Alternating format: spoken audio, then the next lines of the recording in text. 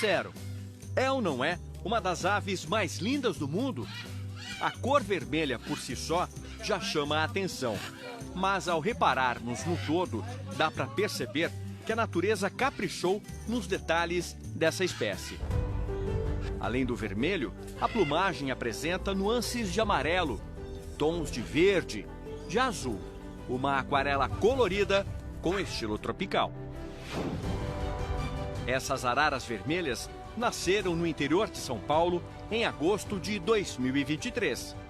40 araras passaram uma temporada num criadouro particular, que é parceiro de órgãos e instituições ambientais. Uma história peculiar que teve um começo nada legal. No segundo semestre do ano passado, durante uma fiscalização no Aeroporto Internacional de Guarulhos, o IBAMA apreendeu 60 ovos de aves com um estrangeiro. O passageiro tentava embarcar para a Ásia. Os agentes do IBAMA encontraram os ovos acondicionados numa bolsa térmica. Os funcionários do IBAMA sabiam que tratavam-se de ovos de aves silvestres brasileiras, mas qual seria a espécie? Ainda era um mistério. Já o embrião ali, ó. Feita a apreensão no aeroporto mais movimentado do Brasil, começava um trabalho que envolveu muita gente disposta a garantir o nascimento dos bichos. O IBAMA fez contato com um criador particular, que desde 2014 é parceiro dos órgãos ambientais para fins de pesquisas e estudos científicos. Os ovos foram encaminhados para uma área na zona rural de Itatiba, cidade que fica a cerca de 100 quilômetros de São Paulo. O biólogo Beto Polezel, responsável pelo criadouro, se lembra bem do início daquela história que iria marcar a vida dele para sempre. Tudo inusitado e muito assim repentino. O órgão procurou a gente porque houve um flagrante no aeroporto, né, como todo mundo aí sabe da história, para que a gente pudesse incubar esses ovos. A gente não sabia o que era até então. Então foi destinado para a gente, numa questão emergencial, para que a gente pudesse tomar conta, né, desse processo final do desenvolvimento embrionário dele. Vieram 60 ovos na primeira apreensão, porque houve mais apreensões. Porque a gente estava num período onde os animais estavam reproduzindo. A gente está num período reprodutivo, né, na grande maioria dos estados brasileiros. Todo mundo aqui, né, meio pego no susto, mas a gente conseguiu nos adequar, tanto com o pessoal como com as máquinas, enfim, com a papa, com tudo, né? E aí na segunda foi um mês depois. E aí foram mais 60 ovos. Os ovos foram colocados nas chocadeiras.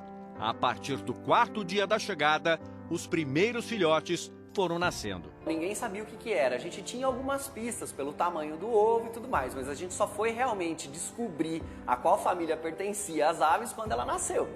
Ou seja, quando tinha o biquinho curvo. Então, beleza, é um papagaio, um pouquinho maior, então pode ser uma arara. Agora, qual delas a gente não sabia. Então ficou todo mundo meio até que angustiado para tentar descobrir o que era de fato esses animais.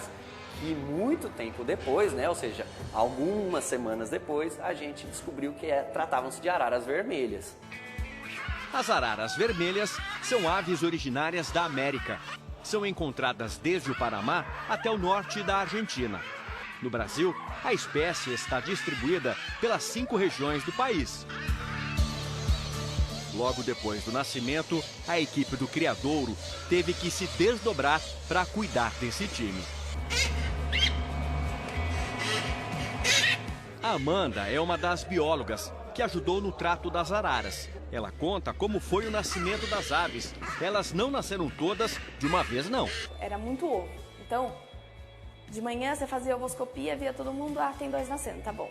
Só que você tinha que vir à tarde, porque à tarde tinha mais 5 nascendo. Então, se você perde esse time, o trincadinho do ovo fica para baixo, o ovo não nasce. Então, você tem que descer do rolete bonitinho. Então, você tinha que ir lá no ovo, ver como é que tava tudo certinho a estação de cadeira e vir aqui tratar dos que já estavam nascidos. Foi um baita desafio no começo. As araras tinham que receber uma papinha na boca. Trato individual, uma por uma. Ela tem todos os nutrientes que a arara precisa.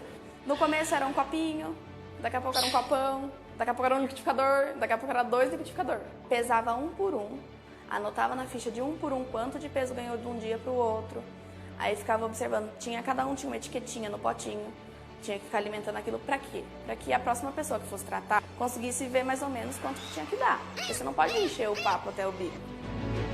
Nas primeiras semanas de vida, a equipe do criadouro não teve nem sequer um dia de folga. Todo dia era dia de trato dos bichos. A gente revezou a equipe durante manhã, tarde e noite, porque a gente também tinha as nossas aves, então para acomodar tudo, para fazer esse trato, não teve nenhum feriado, não teve Dia dos Pais, não teve Natal, não teve Ano Novo, não tivemos Carnaval, mas a gente está muito feliz de estar participando, né, na linha de frente desse projeto que é único hoje, a gente pode dizer, no Brasil. Assim que iam crescendo, era preciso dar um jeito para lidar com a turma inteira. O desafio era espaço para todos. Foi passando por esse quartinho, depois elas começaram uma a pular do pote para outra, aí pulava, aí a gente chegava de manhã, tava todo mundo no chão, junta. Aí a gente falou, poxa, e agora? Aí a gente colocou elas em gaiola temporariamente até elas ficarem maiorzinhas para conseguir soltar num outro viveiro intermediário antes do viveiro que elas estão agora.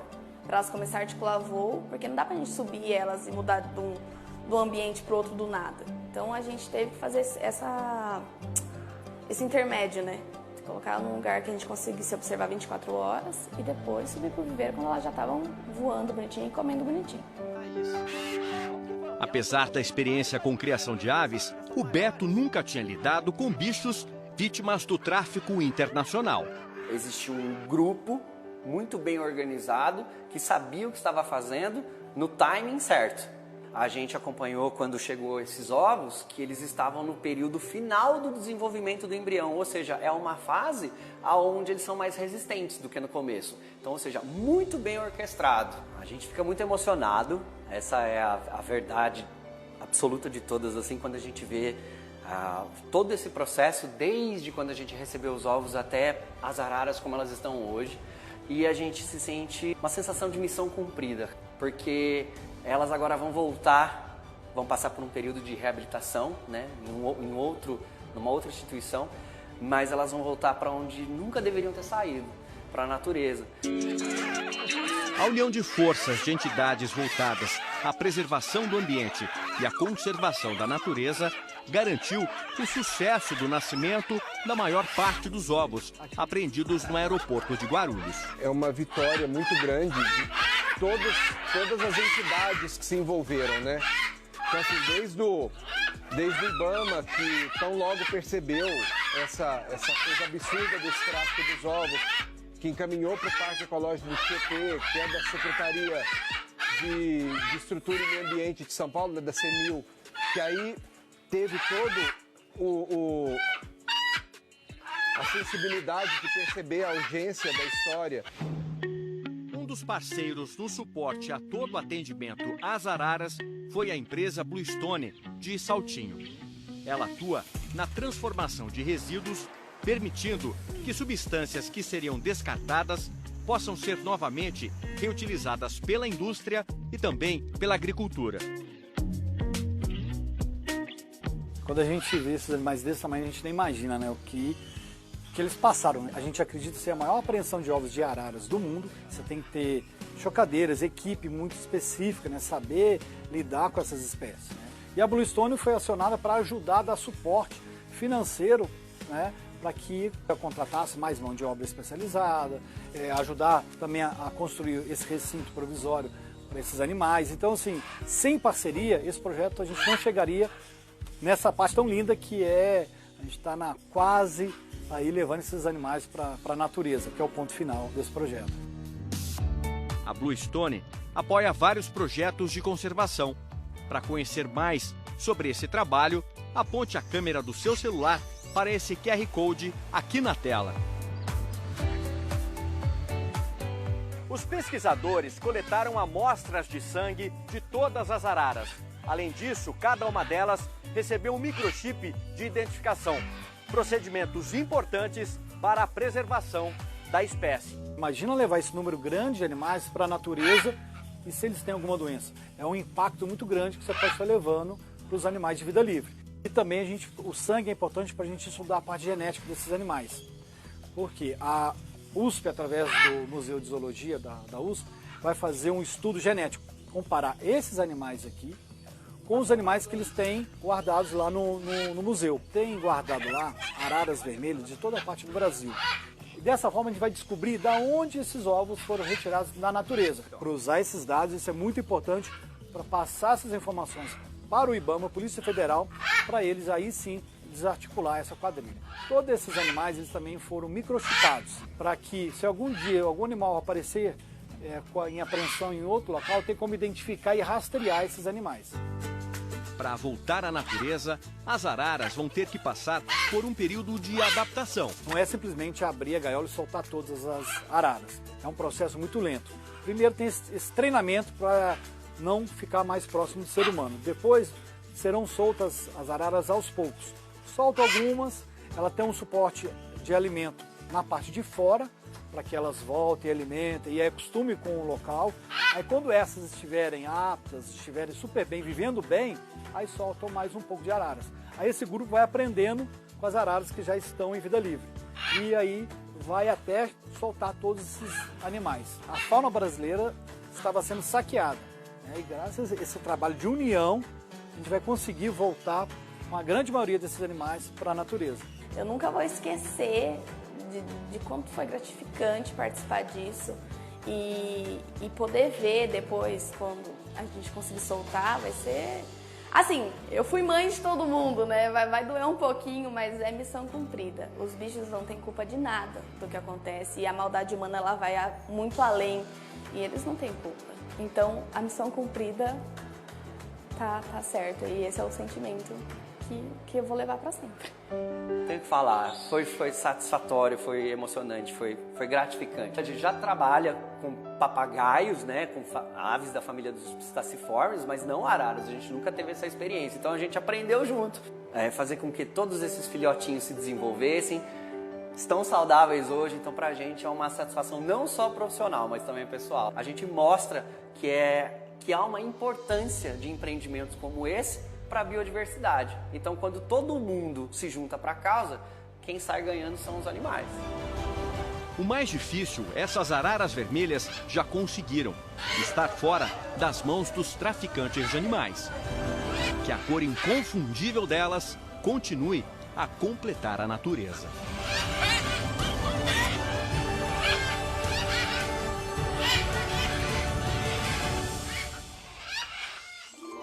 Parabéns a todos os envolvidos nesse trabalho. As araras recentemente foram para um outro ponto, onde vão ser preparadas para a soltura, provavelmente no segundo semestre deste ano.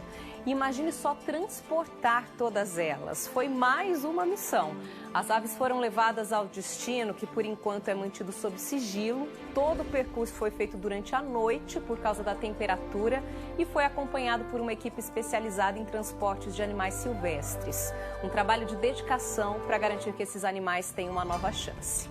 A gente vai acompanhar o caso e sempre que tiver novidades informamos vocês aqui. A polícia segue investigando o esquema. Mas os chineses flagrados com os ovos nos 2 casos foram soltos.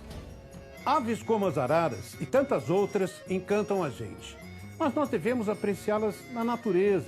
No lugar delas, elas são inspiração. E quantos artistas não fazem desse contato arte? Um muito conhecido foi o rei do Baião, Luiz Gonzaga, que retratou várias espécies nas canções dele. E esse foi o tema do podcast Sons da Terra desta semana. Quando